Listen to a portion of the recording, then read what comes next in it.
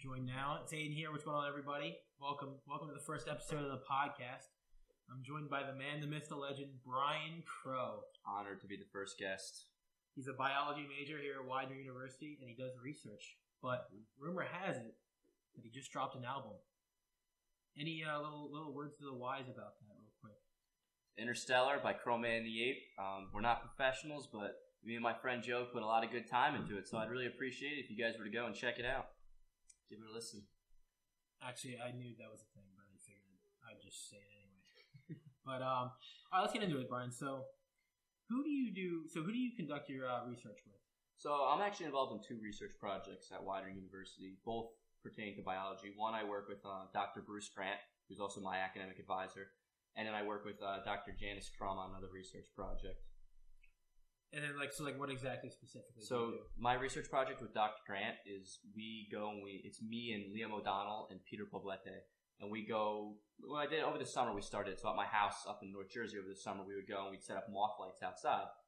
We'd collect moths and we'd bag them up, take them out, and we'd identify them and we'd check the species around where they were based on my ecosystem in North Jersey versus Peter's ecosystem down here, Dr. Grant's ecosystem in his home, which is near Widener, and then Liam O'Donnell, who was also up in North Jersey at one point. Now we're doing it on campus, so we're all kind of in the same ecosystem. But basically, we're just taking the different species and we're comparing them to where they are based on the species. We can kind of develop a whole map of where certain types of moths are. With Dr. Krumm, I'm doing research on these snail shells that live deep in the ocean. There's a certain type of snail shell where the mollusk will take other shells and put them on their shell. So it's one shell with a bunch of little shells on them. And basically what we're doing is we're using data from Yale University and a website called georeference.org and idigbio.org, and we're taking the shells, and we're pretty much doing the same thing we do with the moths. We're georeferencing them, finding out where they're captured, finding out where they're located, and kind of creating like migration patterns and stuff to track them. So, funny story real quick. I've actually seen Brian keep his moths in our freezer. Like, literally right now, if you go to our freezer, there's probably a moth in there. I actually do have a butterfly in there if you want me to take it out. There's actually a butterfly. Actually, entertain us. Can you actually go get the butterfly right now? Brian's going to go get the butterfly. Oh, my God. Let's see this real quick. I don't know what kind of butterfly it is, so I have to go to Dr. Grant. We're off.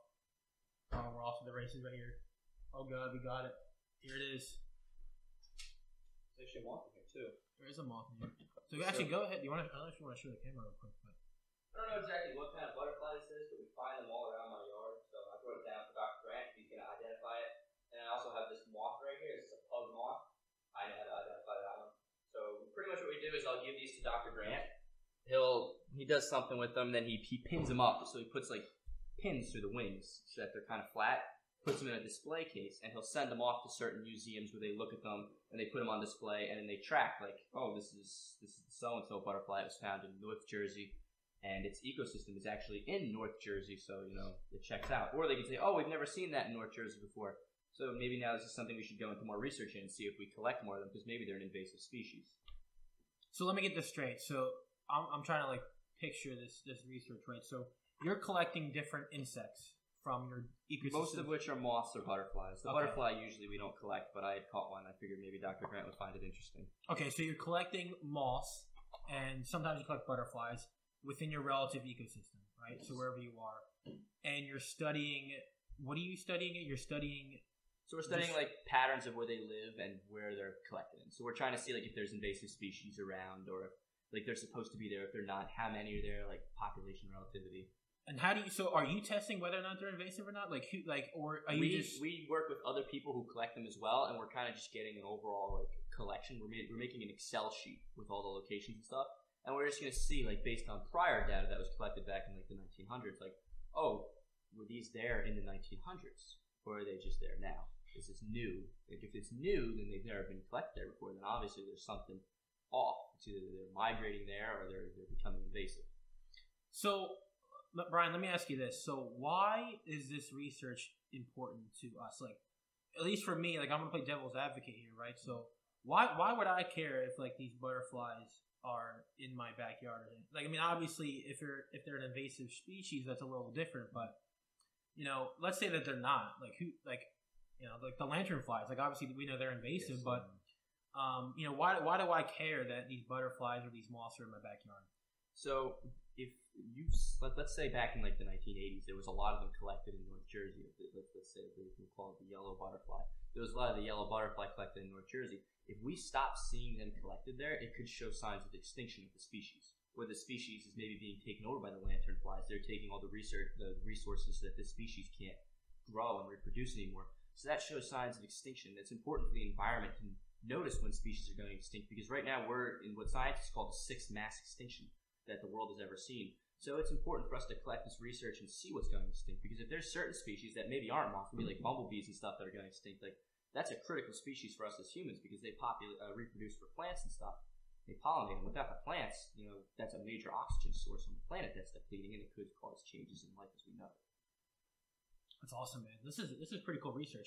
So let me get the scope of this project. Like, are you doing this just for fun, or is this part of maybe like your senior research project? Like, do you guys? Well, let me ask you this first. In biology, do you guys have a senior research project? Like, do you have to do something for senior? So I don't know if it's necessarily required for my major, because I'm a biology pre-PT major.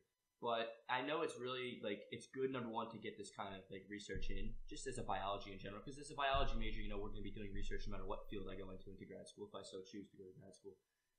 It's also important for getting into grad schools to have some of this research on your resume. So for me, my first 2 or 3 years here, I didn't do as much research, but a lot of my colleagues were doing research, and my peers were doing such with different professors. And I really connected. Like, the moth research started with Dr. Grant when I had his class over the summer. We would do this for his environmental class, and I found it to be a pretty interesting thing, so I kept up with it over the summer with Dr. Grant. Also, I like Dr. Grant a lot. He's a great guy. Same with Dr. Krumm. In the spring, I took a class with Peter, and we had started doing the research on the shells, and, there was a class of like 12 of us. We did all the research, and then she's like, oh, does anybody want to do some summer research over the summer? It'd be a good learning experience for what you're going to get into biology-wise. You get credit for it. So I was like, all right, why not? I'll do some more summer research. So let's go back to Dr. Crumm's research for a second. So why is that research important with the shells? Like, why should I care? So same thing with the shells. Like, the moths are kind of like giving us like the environment on land, but the shells, most of the shells that we collect are collected in like the Florida area and the Gulf of Mexico. So obviously we don't collect these shells; these are collected by other people, and we get the data from different services and schools and stuff, and we just kind of analyze it. But it's important to know what's going on in the ocean too, because we don't like. The oceans and Earth are only like 5% explored. We don't know exactly what's going on down there. We don't know what's down there. There could be stuff down there that we don't know exists. It's important for us to see what we can get at and what we can pull out of the oceans and analyze it. Same reasons for extinctions, for invasive species. Studying migration patterns can also help us study like different water flows in the ocean, how the water moves around, which can lead to things like hurricane development. These hurricanes come from how the warmer water moves down toward like by Africa, and the hurricanes form up. So just judging by how the shells, we can see if there's changes in that, because if the shells normally migrate from Florida, and then when it gets cold out, they go down to like Brazil. If we see them not doing that anymore, they're migrating like deeper into the oceans. You can be like, okay, maybe there's a change in the water pattern. Maybe this is something we should look into for the environment. So what are you doing? So for both of the research projects, what are you doing right this second? So like, what are you doing right now? So school kind of started, so the research has slowed a little bit, but what I'm doing right this second is we're taking Excel sheets. I spent all spring with Dr. Krumm working on how to like organize Excel sheets like better and do it properly, so we can take it and move it into different files and analyze it. But for Dr. Crumm's research with the shells, right now, me and my colleague Liam and Peter are taking the shell data we're pulling them off of websites, and we're putting this data into an Excel sheet. We made a giant Excel sheet. It had over 1,000 rows, all of which were a single shell. Each one was identified as a single shell. We have the collector in there, where it was found. And we're taking that, we took the collector and where it was found, we put it into a coordinate set, longitude and latitude, so we can put it on a map. And we mapped it all out using a QGIS program, which allowed us to see where all the shells were. And then we also have the date in which they were collected, like the day of the year too. So like we can see if they're collected in the spring versus if they're collected in the fall, the summer, the winter.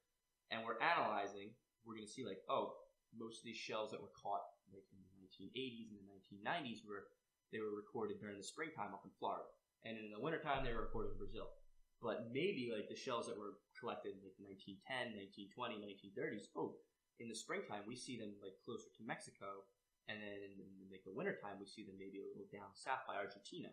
Like, there's clearly a big change there in where they've been migrating from. So that's what I'm doing right now for Dr. Crumm's class. For Dr. Grant's class, me and Liam, obviously this is a little tougher with COVID, but me and Liam, we had this big white sheet we set up out in the backyard. We put some lights on it, and we'll go out and we'll sit there for like 2 to 3 hours, and we'll just wait for some moths to get onto the sheet with the black lights so that the moths see the sheet. And they'll sit there, and we take these little bags, we put them in a bag, put some nail polish remover in there, which just takes them out, and then we send them to Dr. Grant, and he does all the comparative research and puts it into an Excel sheet. Which so hang on. So you use nail polish remover to knock out these moths. You're drugging these moths. Yep. Hey, it's the safest way to do it. I mean, it's better than just, it's just squashing if they're splat, we can't tell what they are, so. Alright, that's funny. Dude, that's pretty cool, man. So what are your predictions on this project? Like, where do you see it going, and like, what do you want to get out of it? So for the Dr. Krumm project, that's the one that's really developing right now. We're going to be making a poster for Student Projects Day coming up. Obviously, we can't meet in person for Student Projects Day, so it's going to be an online presentation. So me and Liam actually do on Monday or Tuesday for Dr. Krumm. We have to have our data sets fully prepared and fully done so we can put them into a presentation. And Student Projects Day is coming up. I think it's like September 20 something, around then. We have to have a nice presentation prepared, which we'll speak for probably about 5 to 10 minutes on in front of all of our peers. I don't think we're doing a presentation for Dr. Grant's class just yet because we don't have enough data. We only started Dr. Grant's research late summer, whereas Dr. Krumm's will start in the spring. That's pretty cool, man. So, dude, hang on. Let me ask you this, a little bit off topic. All right, you know about the Mariana Trench? I don't know. Is it in the ocean somewhere? You've never heard of the Mariana Trench? I've heard of it, but I don't know too much about it. It's the trench that's like, I think it's off the coast of, I want to say Australia. Yeah, I'm pretty sure it's Australia, and it's like 7 miles deep. Really? It's like I think it's the single most deepest point. It's deeper than Mount Everest. Mount Everest, it's deeper than Mount Everest is height-wise. Mm-hmm. Doesn't it fascinate you, like, what is at the bottom of the ocean? Like, we don't even know what's down there. We don't know. One of the big things that fascinates me is, because I also like space and stuff. When you think about, like, how much we've done mapping on Mars, like, we've mapped 100% of Mars' surface. Some of the moons off of Saturn, like Titan, we've mapped 100% of their surfaces because we think we could go there one day. The Earth's ocean floor, we've only mapped about 5% of the surface of, which is insane because the Earth's oceans are 2/3 of the Earth compared to the land. Wait, we've only mapped 5%. 5% of our oceans. Of the world's ocean. Yep. So you're talking about surface area. We've only seen about 5% of it. Mm-hmm. We can't get down deep. Like down off of India, like is that a pressure thing? Like the pressure is so great. The pressure is so deep down there, and our sonar doesn't go down deep enough. We can't send people or machines down deep enough into the deepest parts of the ocean to really map it out. So we don't know what the hell's down there. Oh boy, isn't that freaky, folks? That's super freaky. So not only do we not know what's in the ocean, there could be a megalodon. There could be the Loch Ness Monster down there. The Loch Ness Monster could be living in the Mariana Trench, and we have no clue. Hey, that's why my research could be important. You never know what we'll find. So just like the ocean down there, we don't even know what's out there in space either, dude. Like, we may think we have all the answers. We'll see. At least in space, we can use the Hubble telescope and we can see things. Yeah. In the ocean, like, we can't see down there. It's too dark. So let me ask you this: so, do you regret anything? Like, do you wish you'd gotten into research earlier? I do. My freshman and my sophomore year, I wasn't as academically as trying and put as much effort into my academics as I did my junior year and my senior year. I definitely wish that I had put more time into it. Not to say that I didn't put enough time into it, but I feel like I could have done a little better grade-wise, and I feel like I could have gotten a little more involved in stuff that interests me and stuff that will better my future. Do you have any advice for like any freshmen, maybe sophomores, even juniors and seniors? Really, do you have advice for anyone who's not doing research now, and like just some words of wisdom for them? Definitely. My biggest thing when I heard that everybody was doing research, I had 2 things is why I didn't do research. Number one is I didn't know how to get involved in it, and I didn't want to put the effort into going around saying, "Hey, how do I get involved in research? Do I have to do this paperwork, that paperwork?" And number 2, I thought it was going to be a lot of work. It really isn't that much work. Like with Dr. Krumm, like when we started the research, I asked her, I'm like, "How much work am I going to have to put into this? How much time am I going to have to put into this?" And she's like, "Really, it all depends on you. You can put as much time into it as you can per week, and at your own pace, and it just dictates how fast the project goes. If we don't put a lot of time into it, it won't get done super fast. But if you really want to get it done fast, we'll put more time into it. It's all based on how you want to do it." So for me, if I had known that when I was a freshman and a sophomore, I probably would have been more apt to get involved in research than I was now in junior year. Amen.